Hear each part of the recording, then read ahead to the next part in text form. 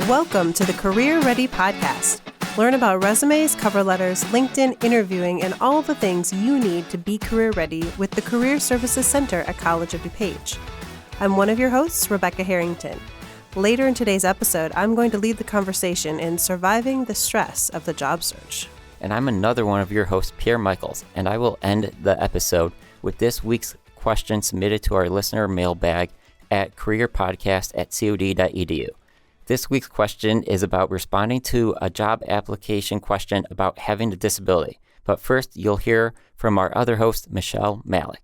Thanks, Pierre. I'm going to start our episode today with some information about our resource of the day, Chaps Get Hired. Chaps Get Hired is our free electronic job board for students, alumni, and community members. You can search for jobs and internships here, and there are a variety of opportunities available like seasonal, part-time, and full-time positions.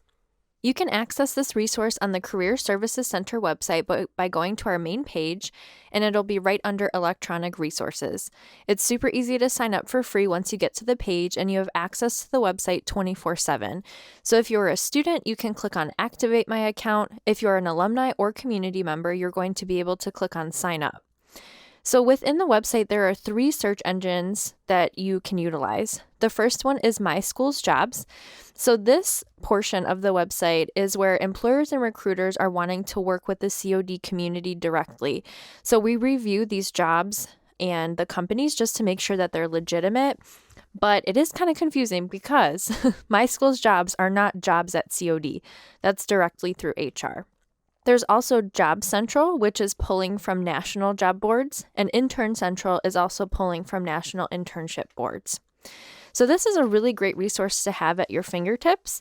You can also check your local college to see if they have a job board like this as well.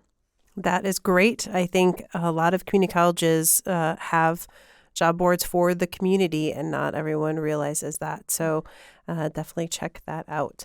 So we're going to get into our main topic today, which is surviving the stress of the job search. So there's no way around it. It is stressful. It often feels like there's a lot of pressure to find the perfect position. And anytime there's pressure, there is often stress. So today I want to talk about some of the ways we can reduce the stress of the job search. We're going to talk about 4 tips to help, not in any particular order. So hopefully, if these help you, feel free to use them. And Michelle and Pierre, please jump in as we go through. All right, our first tip is to plan when you are going to do your job search work, because it is work. So that means we should treat it almost like its own job. Don't get stuck doing it all day, every day. You don't do your current job all day, every day. So you don't want to do this one all the time either. Pick a few hours a day, or maybe even just a half hour a day. Maybe it's only a few hours on the weekend or every other day. It is okay to not be searching every moment of every day. Yeah. And, so you hear that saying, to search for a job is a full-time job. Yeah. And just to clarify what that really means, it's not that you're supposed to be putting in full-time effort. You're supposed to be full-time time. You're Right. supposed to be It's not putting 40 in hours that a week. effort. Yeah. Right. It's about the effort where that saying comes from. You're not doing it passively. That's a great point. Yeah. So, you pick what's comfortable for you and make that commitment. And I think then it just helps you when you're on your quote unquote off time to not feel like, oh man, I should be job searching right now. It's like, no, I have my designated times that I do this. And as long as I get that done, then I can feel okay to not be working on it when it's not during those times. Yeah, I know my one friend, when she was looking for jobs, she had a goal to apply for like 1 job a week, and that worked for her. So I think it's a good point of just kind of figuring out a timeline for yourself, sticking to it, and then outside of that timeline, not feeling bad that you're not searching for jobs. And so some people might hear that and think 1 job a week, right. Geez.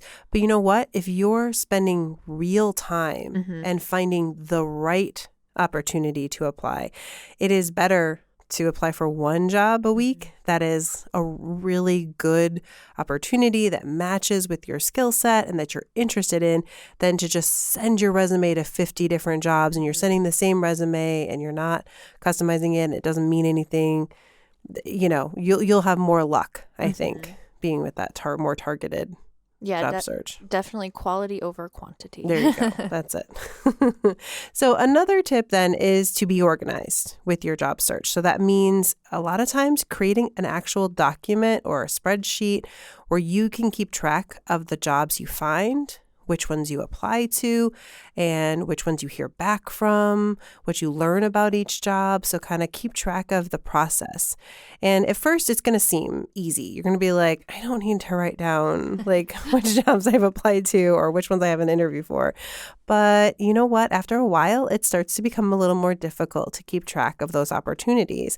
If we don't write things down, our mind tends to go over and over them throughout the day to help us remember. Like, oh yeah, I got to remember to send that note. Oh yeah, I got to remember to update my resume.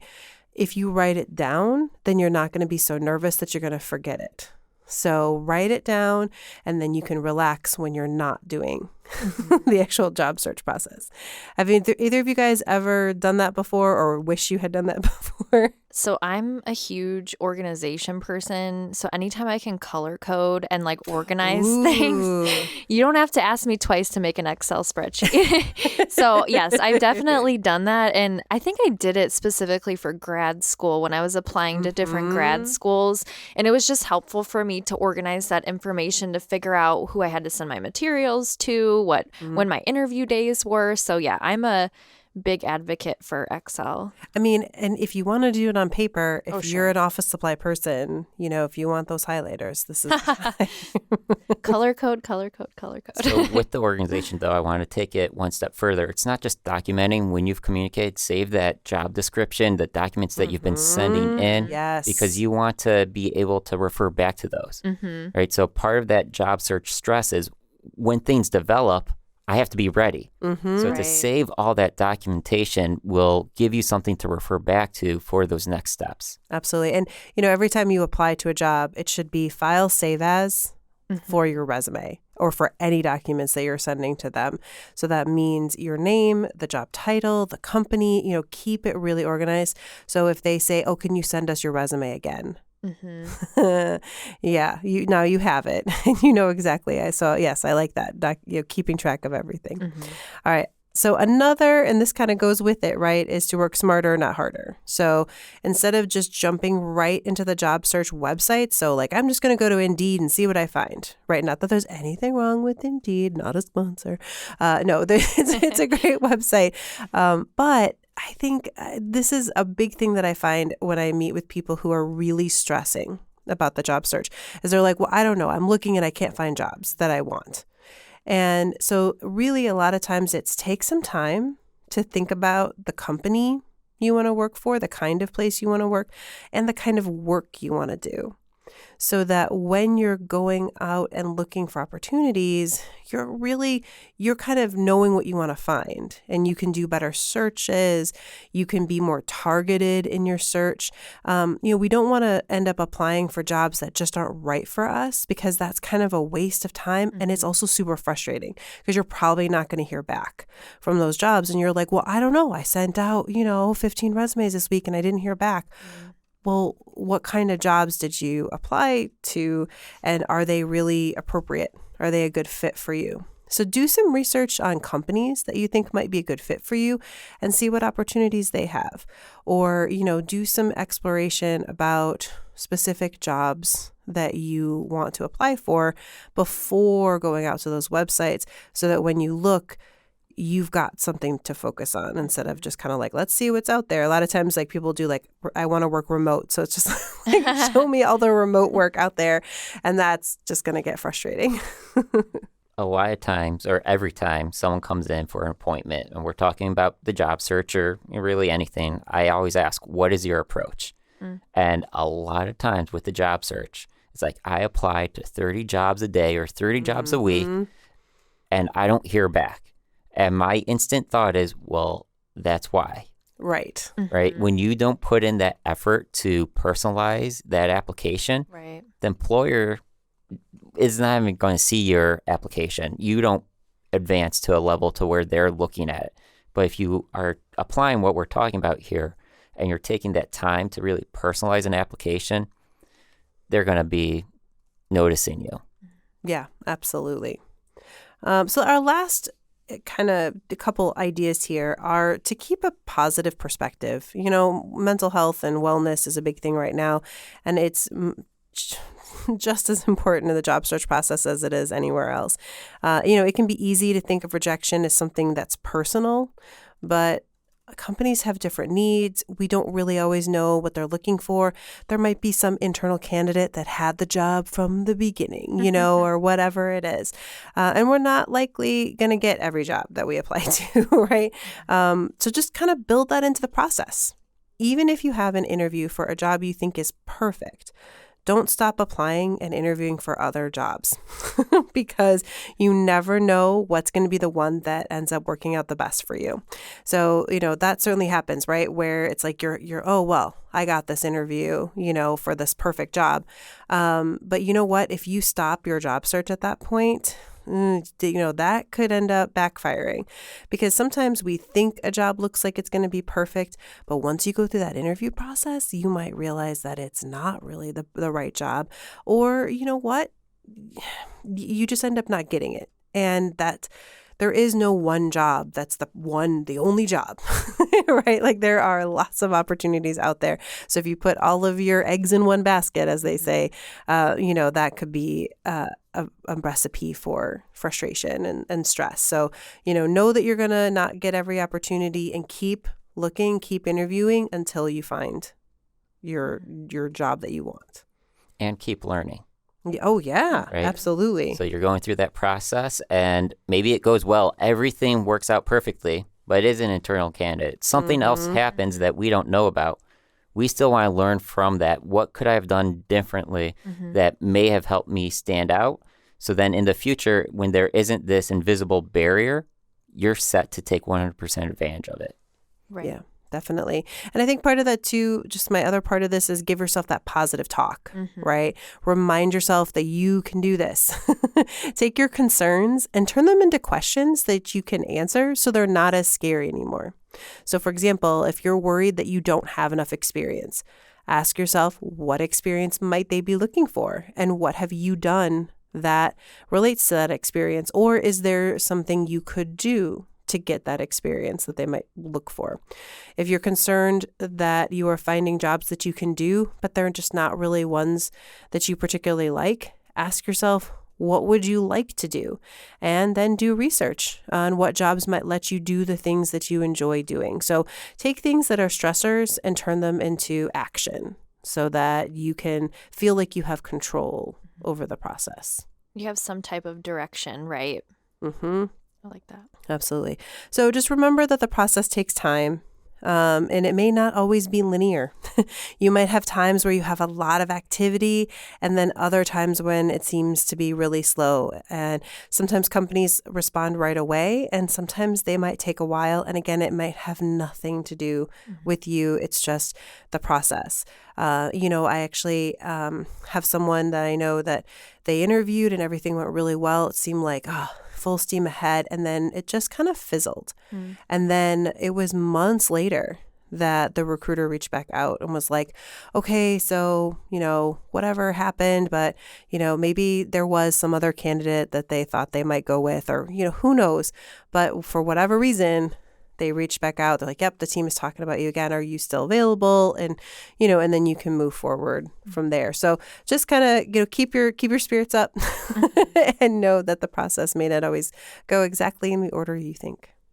Anything else that you guys want to add about surviving the stress of the job search? Yeah, so I wanted to add about splitting up your time wisely. So what I do with applications, or what I've done with applications in the past, is you can ask yourself, do I want to do the easy parts first and then the difficult part later, or the difficult part first to the easy part? So what I mean by that is like, I don't know about you all, but when they have essays, I'm like, oh, yes. I have to prepare for this. And it seems like it's going to take forever to write that essay within an application. So sometimes what I do is I'll write that essay first, and then I give myself a break, and then I come back the next day and I fill out all the easy information, right? Like the address, the contact information, references, and things like that. So I think that might be helpful in splitting up your time wisely, is just figure out what are you dreading the most and what do you want to start first. Then also too, what I do with applications, or what I've done in the past, is I will fill out an entire application, attach my documents, but then the next day, I don't submit it that day. The next day I come back to it and I proofread it. And I make sure that everything looks correct, because I don't want anything to be submitted or that is inaccurate. Yeah, kind of do that. Take a step away and relook at it. That's a great idea. Yeah. So those are just some of my tips. Yeah, and that all ties into what I want to say is you can only control so much. So what you're talking about, Michelle, is taking the time to make sure what you have control of is being presented well, right? You know, the stress comes from the unknowns, but if we don't control what we can control, then we're going to freak out and we're not going to have a successful job search process. But if we take that time to, review our applications, review our paragraphs, plan out what we're doing, setting up this structure for us, then we have that control and we're going to be a lot more successful. I think it just makes it more manageable, right? Because the application process can take a while, so I feel like it just makes it more manageable. Yeah, absolutely. Break it down and, work carefully and smarter, instead of just, sending out a whole bunch of stuff and just hoping something hits. The other thing I was going to mention, I mean, I don't know how often this happens, but there was one time where I was looking for a job and somebody else was looking for a job. So we kind of just met up and we looked for jobs together. That is, yes, I have absolutely done that before. That is a great motivator. Yeah, definitely. Because, you see them submitting applications and you're like, well, I should be submitting them now too. So it's just a good motivation to have someone there with you. Yep. So all that was to help us survive the stress of the job search. And our listener question today is probably something that a lot of people stress out about. So in the last few episodes, we've been talking about the National Disability Employment Awareness Month, or MDEAM. And as a result, we actually got a listener question. When I apply for jobs, they ask if I have a disability. Do I have to answer this? I don't think it's fair for employers to ask this. A lot of stress is probably going on right there. Definitely. So I want to answer this question fully, and unfortunately that means there's going to be some technical things to discuss here. So just bear with me as we go through this. While employers generally can't ask questions about the nature or severity of a disability, they can ask if an applicant can perform the essential functions of the job with or without a reasonable accommodation. This question would be asked of all applicants, so they're not trying to single someone out. This has been put into law through the ADA, or Americans with Disability Act, to ensure applicants are not excluded simply for having a disability. Additionally, the Office of Federal Contractors Compliance Program, OFCCP, has set aspiration goals for federal contractors with more than 100 employees. These aspirational goals serve as an equal employment opportunity measure in which at least 7% of these employers' workforce should identify as having a disability. If they don't reach that goal, they have to prove justification through their recruitment measures. So again, that's where that question's kind of coming in at. All this brings us to that question of the disability. And this is going to be a standard voluntarily self-identification of disability form created by the OFCCP. In this, you should only be responding that, yes, I have a disability, no, I don't have a disability, or I don't wish to answer. No other details are asked or shared through the form, through the application. This form carries no bearing on the hiring decision, and the information shared should not even make it to the people making the hiring decision. This is asked to collect data and measure the equal employment opportunity goals. I hope this sheds some light on what you may see, but I also encourage anyone with a disability or other questions about disclosure to seek individual guidance, as this can be very unique. The Career Services Center at College of DuPage is one resource you can use, but there are many other local and state offices across the nation that specialize in this work. Yeah, and I think that you made me think of too with how the information you share is not given to the hiring managers. That is true with kind of all of those questions, right? Like when they ask about gender or ethnicity, all of those are all just information tracking. I worked in HR. Those are literally separate documents, separate things filed in a separate place, and they are definitely not shared with the people doing the interviews. So unless you can talk about this, Pierre, more, but like unless you say something in an interview, right, they wouldn't necessarily have that information. Yeah, so that whole disclosure process within the interview, that's you owning it. So if you're seeing something on the application outside of what we're talking about here, then there may be some concerns just in that country or in that employer completely because they're doing things that aren't legal. Gotcha. So it should be kind of that separate section, that disclosure part. And they'll ask about like veteran status, that kind of stuff. Again, when you're in that section, that whole thing, that is not something given to the interviewers. Yeah, and that whole section or those questions could even be optional. It's just kind of like going through it real quickly. I know a lot of people skip through it. They don't even realize it. But I'm sure there's a lot of stress coming from this, and just hopefully having some of that background, some of that understanding alleviates that stress when you see this pop up on the interview or on the application. Yeah, really good information to know about. And remember, you can send us future questions, your questions, by emailing careerpodcast@cod.edu or on our social media @COD Career Center. So thanks again to all of our listeners for tuning in today. We hope that the tips helped you feel more confident moving forward in the job search process. Be sure to listen to our next episode where we have a special guest share how to control your nerves during an interview.